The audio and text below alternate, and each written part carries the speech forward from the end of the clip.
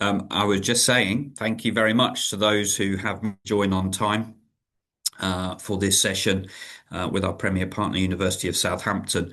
We are just waiting on a few other attendees, so if you wouldn't mind just bearing with a couple of minutes, we will start shortly, and I'll be passing on to my colleague at the university, Mark.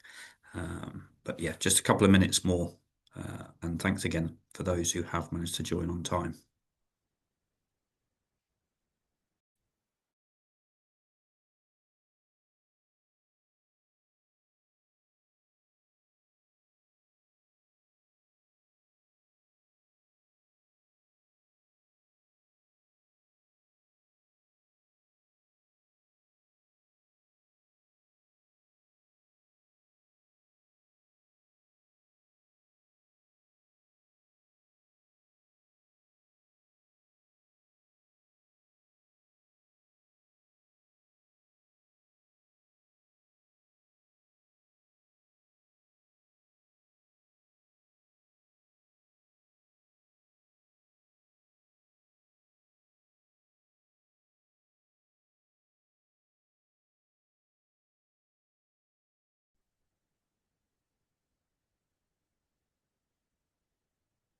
Okay, just checking with colleagues and partners that they've been able to access okay. I don't have any red flags, and I'm always reluctant to hold on for 5, 10 minutes because, as I've said, some of you have managed to join on time. So I think we are going to make a start.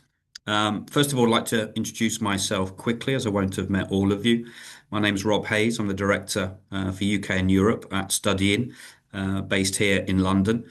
I've recently taken over the global remit for our referral partner network across Studying. And I'm delighted that as part of some new initiatives, we are looking to bring some of our premier partners to you directly so you can hear from them about the exciting developments they have happening at the university. And this is the first of our global referral partner training sessions. And I'm delighted to welcome Mark O'Keefe, the Associate Director International at the University of Southampton, who's joining us live today. We will be passing over to Mark, who will run through his slides today. We will not be holding a questions and answers at the end, but we will be encouraging you to speak to your business development manager locally for any follow-up questions you may have, which we will relay to the university and be able to pass on to you. So without further ado, I'm going to pass over to Mark to hear more about the University of Southampton for 2026. Thanks very much, Rob, and good morning, good afternoon, good evening, everyone. Thank you very much for joining us, and for Rob, Caitlin, for setting this up. It's a real pleasure for me to be here and to be able to share with you some updates about the University of Southampton.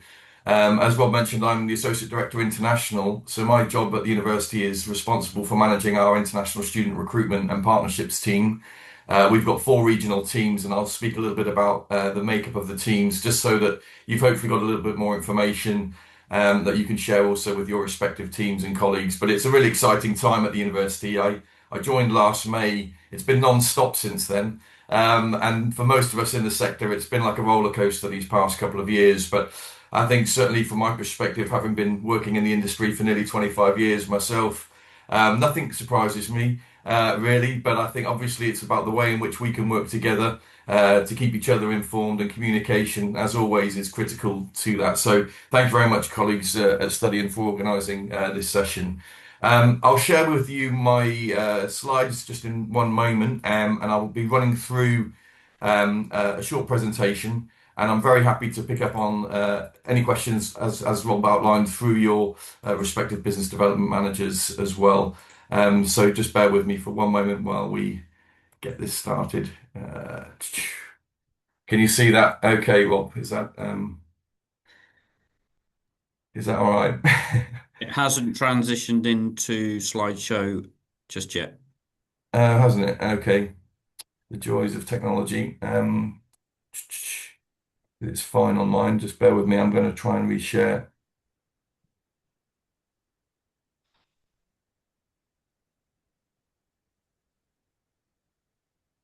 How's that now, Rob? Is that showing? Yep, yeah, that's nice and big. Yep, super. Okay, fantastic. So, as I say, I'll just go through a few updates with you, and obviously I appreciate that some of you may know a lot about Southampton, some of you may not know a huge amount. But obviously, the university in itself, it's a founder member of the Russell Group. It's a top 100 university in the world. We're 87th in the QS World University Rankings, top 20 in the UK as well. And that's the complete university guide and the QS World Rankings that you can see here. But obviously, a lot of our focus at the university at the moment is focused on careers and employability. And I think that that's been a really important point to talk about. I've been in China, I've been in India in the last sort of 6 or 7 weeks, and I've got so many questions asked about what it's like to obviously come and study at the university, but how we're helping students at the end of it all get into paid employment. And so our career services, our employability links with industry are some things I will talk about today because I think that's a really hot topic at the moment and something I'm really keen to make sure that you are all aware of as well. But firstly, just a few updates on admissions because I think, again, it's really important to try and highlight some of the changes that we've made at Southampton over the past 12, 18 months, certainly since I've been there, alongside my colleague Alistair Logan, who's our Associate Director of Admissions and Visas. But off the back of a number of discussions we had with our key agents and channel partners over the past year, a lot of the challenge, I think, for a lot of agents and stakeholders were around our some of our entry requirements. We've therefore made some changes. So we've removed our postgraduate tour application fee. That used to be £50. So now we are accepting applications without any fees. So that's across the board for postgraduate tour programs. We've also reviewed our offer holders. So once the students have applied for postgraduate support programs, they've got an offer. We do recommend that students accept their offers and pay their deposit as soon as possible. We do have a lot of popular programs that do fill up quickly, so we do encourage students to do that as soon as we can. But what I would say is that last year, if they hadn't accepted their offer or paid their deposit within 8 weeks, they were then automatically withdrawn. That did create some issues and challenges, not only for our admissions team, but also for our agents and channel partners. So what I can say now is that obviously offer holders are no longer going to be withdrawn if they do not accept their offers or pay deposits within that 8 week time frame. And I think what that will allow us to do is work with yourselves to ensure that the students are getting everything that they need from us as a university. And from a conversion perspective, I do hope that will also really help us support the students right from the minute they've been made an offer to hopefully the point at which they are then enrolling and then ultimately supporting them throughout that CAS and visa process. But that's a big change actually. And we've also changed some of our entry criteria, particularly around our postgraduate tour programs. We have got more flexibility that we are looking at now, and particularly around that near miss. If a student is 3 to 5% off their offer, we will still be able to consider them. We would encourage students to apply, and we're very happy to have discussions with you if there are any questions you might have about our admissions or entry requirements. We've also revised some of our English language requirements, and what I would say is that I think we've become a little bit more competitive there alongside some of our other Russell Group competitors. But I think a typical IELTS requirement for most postgraduate talk programs would be an IELTS of 6.5 with 6 in each skill. There are a few programs that will have a slightly higher requirement for medicine, for example, but that's a typical entry requirement now for our postgraduate tour programs. I also just wanted to share an update around the global recruitment team. So this is the team I'm ultimately responsible for. As I mentioned, we've currently got 4 regional and recruitment and partnership teams that you can see on the screen in front of you. But it is a really exciting time at Southampton, and despite some of the challenges we've all seen in the sector over these past 24 months or so, the university is on a mission, and I'm very fortunate that we've got the support from the senior management team to really address our international student recruitment. And whilst China has predominantly been our biggest market for some time, followed by India, we are expanding our in-country recruitment operations in the new year. And I just thought it was really important to mention this because there's been a lot of work that's gone on behind the scenes. But we're going to have new in-country recruitment operations in Nigeria. So we'll be appointing a new international recruitment manager to be based out of Nigeria, maybe Lagos, maybe Abuja, but that will be determined in the early new year. We're also having a new operation in Pakistan. So this is a new development for Southampton, and it's a real commitment that the university is making in a number of markets. The intention is that we will have an international recruitment manager also in Pakistan in the new year. We expanded our operations in China and in Hong Kong earlier this year in June. So we've got a team of four effectively in China now and one in Hong Kong. And that's been a really exciting development for the university.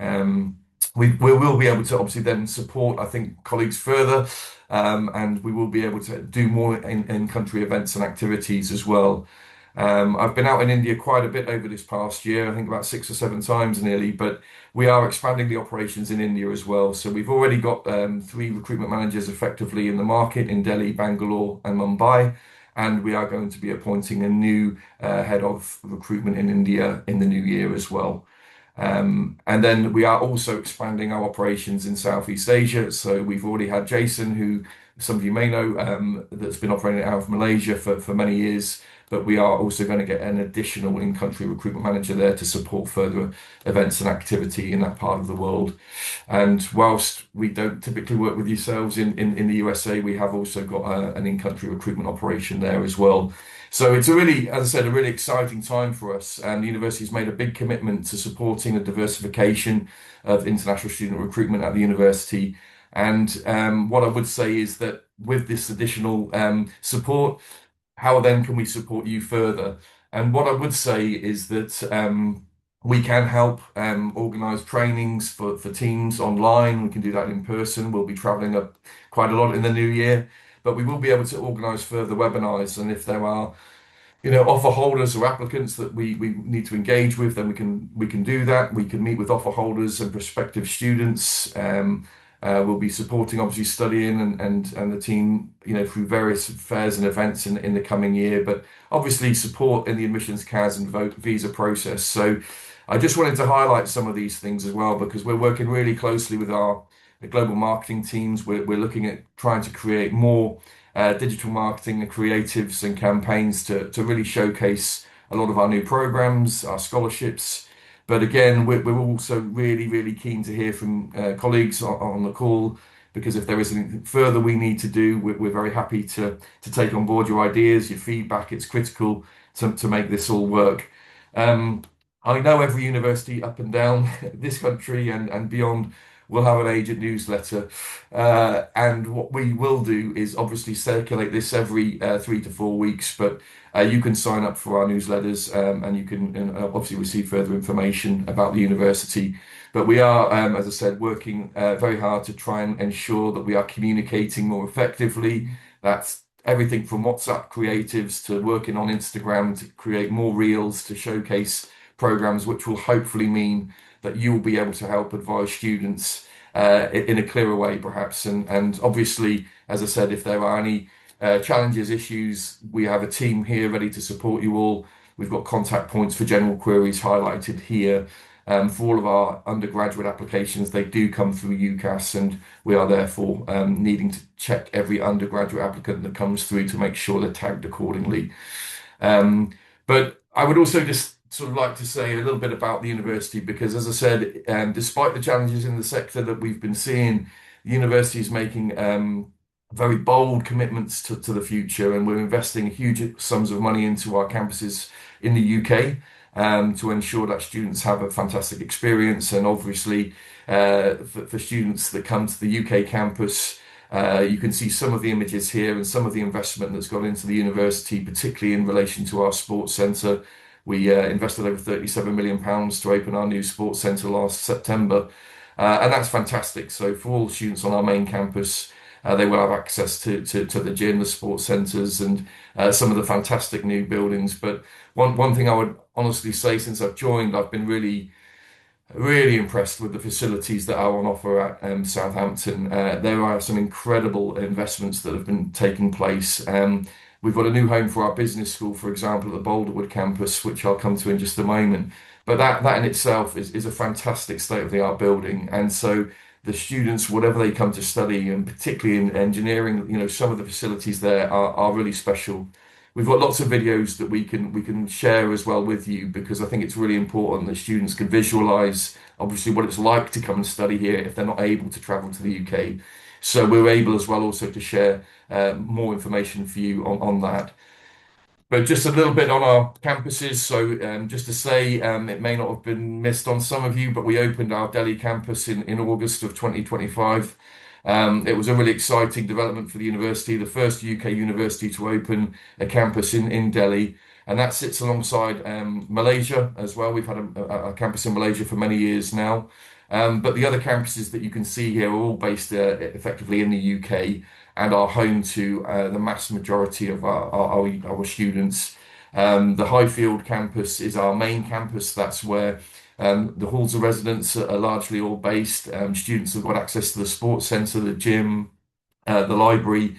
But there are also some fantastic other campuses. The Waterfront campus, home to oceanography and marine engineering. It's a really fantastic setup that we've got at the university. So again, if colleagues need anything further on our campuses, then please do feel free to reach out. We've got a lot of information that we can share with you.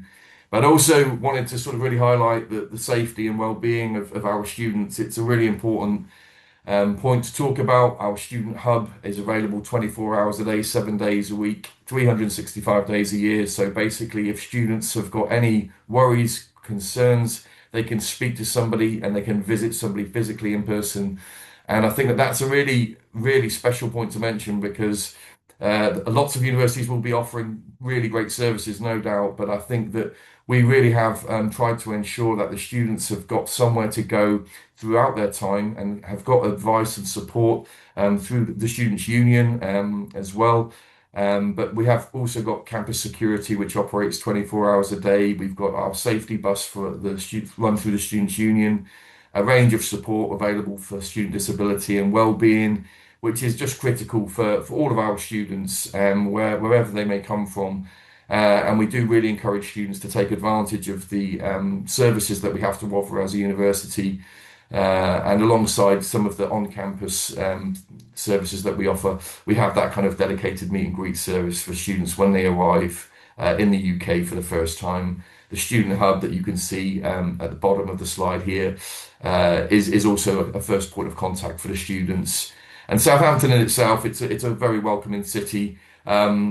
If you haven't been to see Southampton before, it's right on the coast, right by the sea. You can see some of the images on the slide here. But right next to the marina, a lot of our students, particularly the master students, choose to live in accommodation near the marina and have access to the facilities that the university and the city centre has to offer. And there's all sorts of events and activities that take place throughout the year. It's a safe, walkable city, and I think it's in lots of green spaces as much as anything. So it's obviously a small city. It's not like being in London, but it's close enough to London to get there and back in a day. And just to kind of give you an image of what that then looks like, you can see Southampton obviously right at the bottom there. We've got our Winchester campus, which is our School of Art, and that's only 20 minutes by car from Southampton.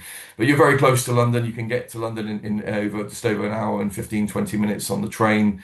And obviously it's very accessible to other parts of the UK. So nothing's very far away.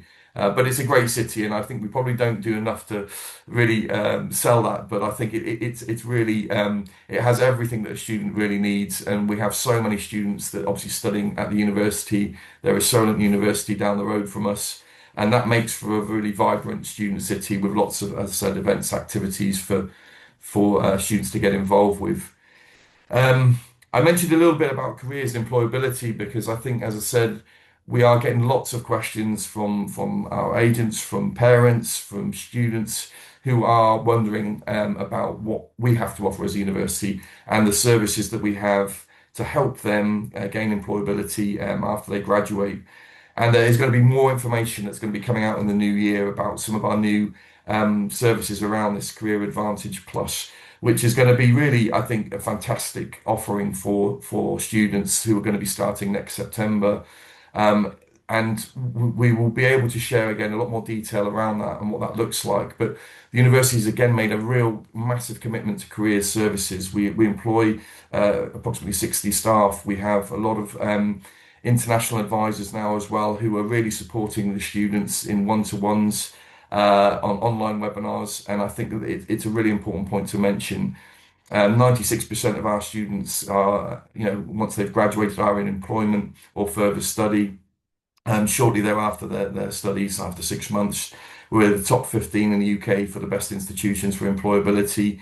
We work with lots of top employers, and I think that being in the position that we are at as a university in the UK, with that ranking, as I said, within the QS top 100 and the top 20 in the UK, lots of employers want to work with us. We have lots of placements, internships, where students have got that opportunity to kind of work with employers, and the kind of employability programs that we have to offer that you can see here, some of which relate to kind of year in employment, for example. There are graduate roles, part-time roles, which students can come and do. There's volunteering, there's mentoring. We've got a fantastic alumni network and alumni mentors who are really supporting students and alumni once they've graduated.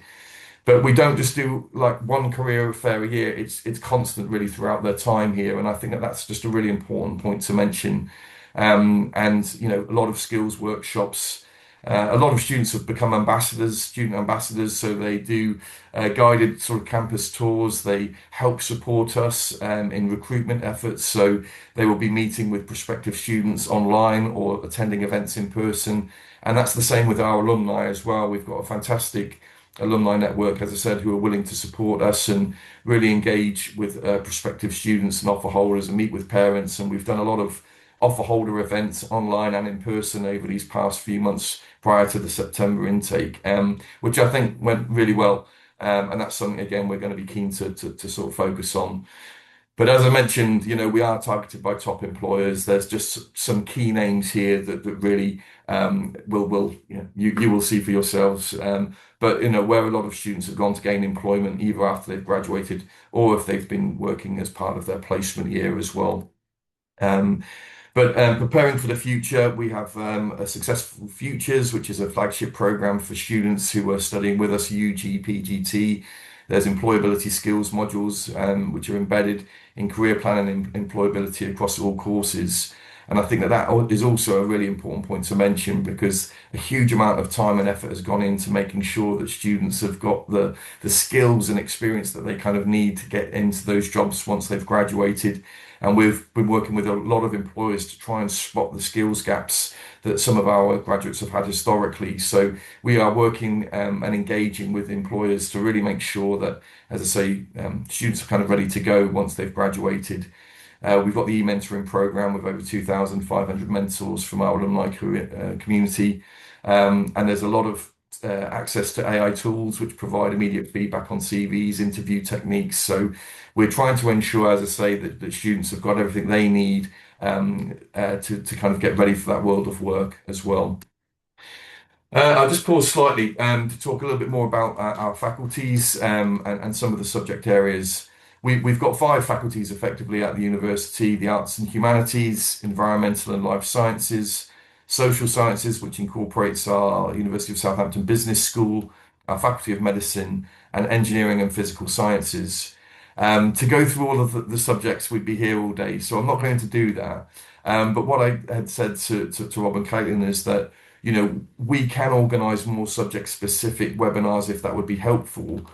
We can really tailor that to particular subject areas that you might see that are in demand in the market. But we've got more than 350 programs at the university. A lot of our popular programs that we do see are within our engineering and physical sciences. Some of our engineering programs, the maritime engineering in particular, is proving very, very popular. The mechanical engineering as well. Acoustical engineering and aeronautics and astronautics are also really popular programs alongside AI and computer science, which we are really hearing more and more about from students, and that sort of demand for kind of AI-led programs. And our business and management program for undergraduate students in September 2026 will be offering business management and AI as a new program, for example. But what I would say is that across our five faculties, there are some incredibly high-ranked programs within the UK. and whether that's nursing, for example, marine biology and oceanography. There are some really fantastic programs that the university has to offer. The business school as well. We've got some fantastic scholarships that are on offer for this year. I'll come to that in a moment. But certainly we're seeing a big demand for law at the moment as well, and that's not just for the home students, that's international markets that we're seeing more and more demand for.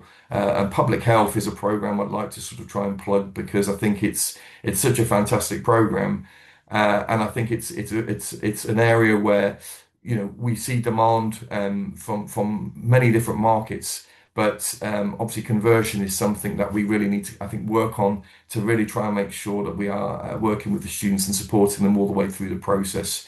But a special mention kind of there for public health.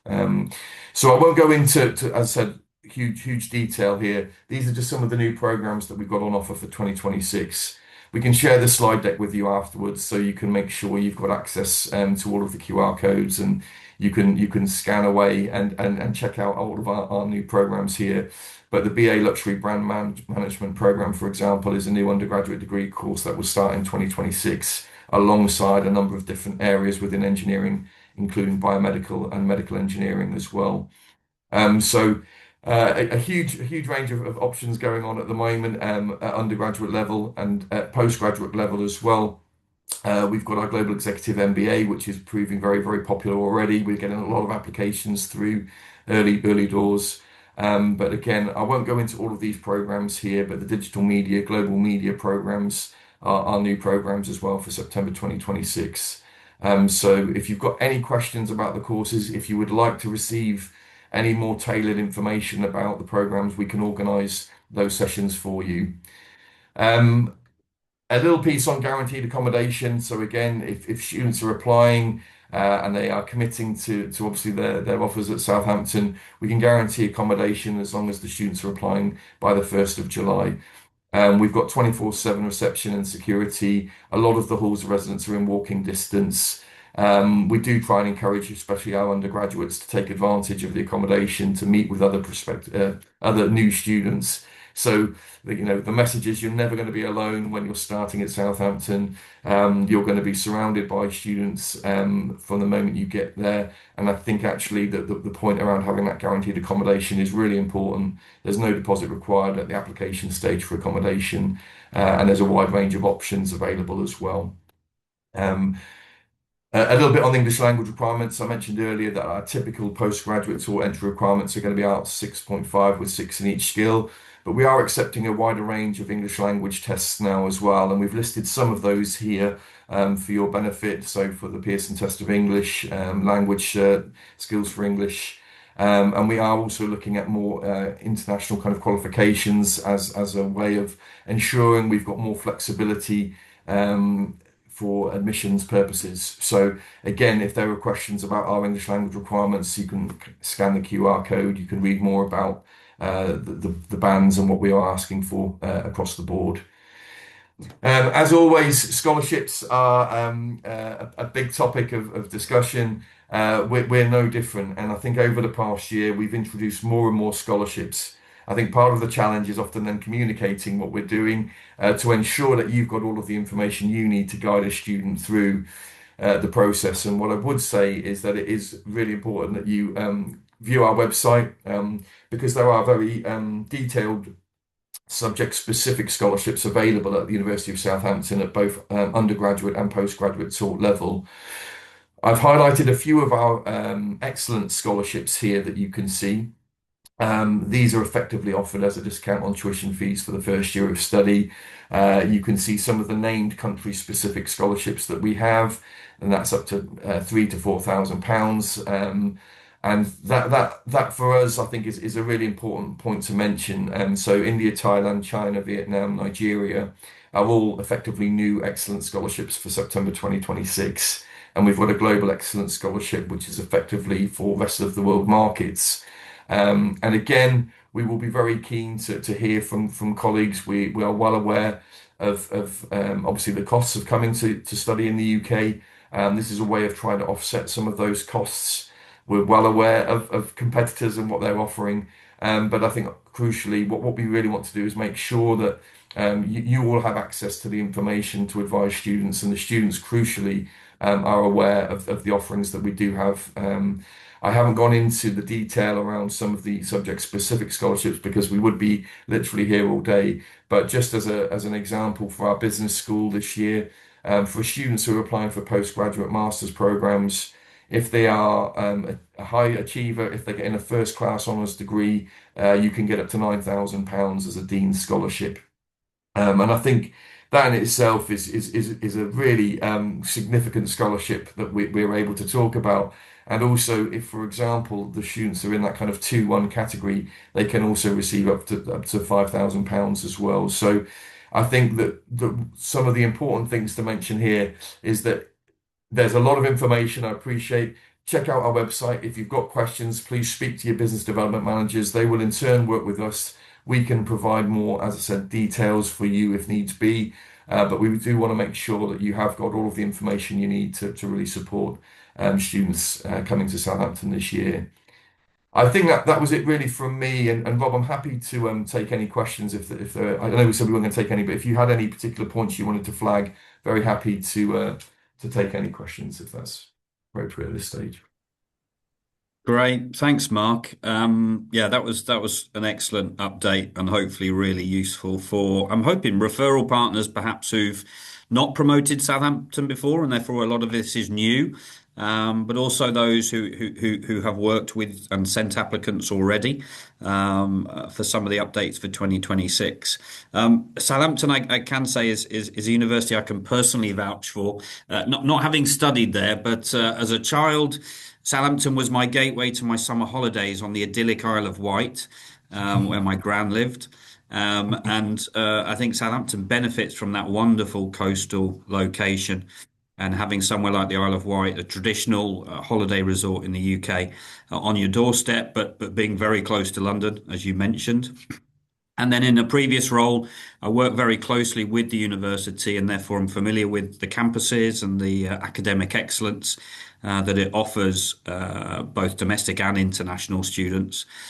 So yeah, really feel the University of Southampton has a lot to offer our recruitment network. I think it's fair to say across our top 20 UK universities, Southampton hasn't traditionally had as much interest from our referral partner network. But I know Mark, yourself, and the university have worked very hard in the last year or so to look at those key factors to ensure that Southampton is competitive. And you've gone through a number of those today. You know that the course offer is extremely broad, but has some really exciting niche existing courses and new programs for 2026. I think the entry requirements I know is something that you and colleagues have looked at to ensure that both on the academic and the language requirements are competitive for the international audience. The fee waiver and the scholarships, again, I know a lot of work goes into shaping those, but ensuring that Southampton is competitive and really offers students a great offer financially, as well as on the academic side. And as you rightly featured, you know, employability is the hot topic, and the opportunities it gives students for future careers. And Southampton is very much at the forefront of that across the UK top end of the sector. So yeah, we're really excited to have Southampton as one of our premier partners this year. We will be looking forward to hearing your questions and suggestions about how we can support your activities to recruit more students for Southampton in 2026. And I'll be picking that back up with Mark in our regular catch-ups. But as you can see on here, if your first point of contact is your business development manager for any of those questions. And I'll take this opportunity to give you a little bit of time back within this slot. But thank you very much for joining us today, and a big thank you to Mark for his time for sharing the updates from Southampton. Thanks very much, Rob. Absolute pleasure. And as I said, you know, we're always really keen to hear feedback and ideas because a lot of the changes that we made over this past year came through this level of engagement, and it's always a two-way relationship, which I'm really keen to stress. So thank you as well for all the support. we're delighted to work with Study In, and thank you again, Rob, Caitlin, for organising this session today. Great. Thanks a lot, everyone. Thank you. Cheers, everyone. Thank you.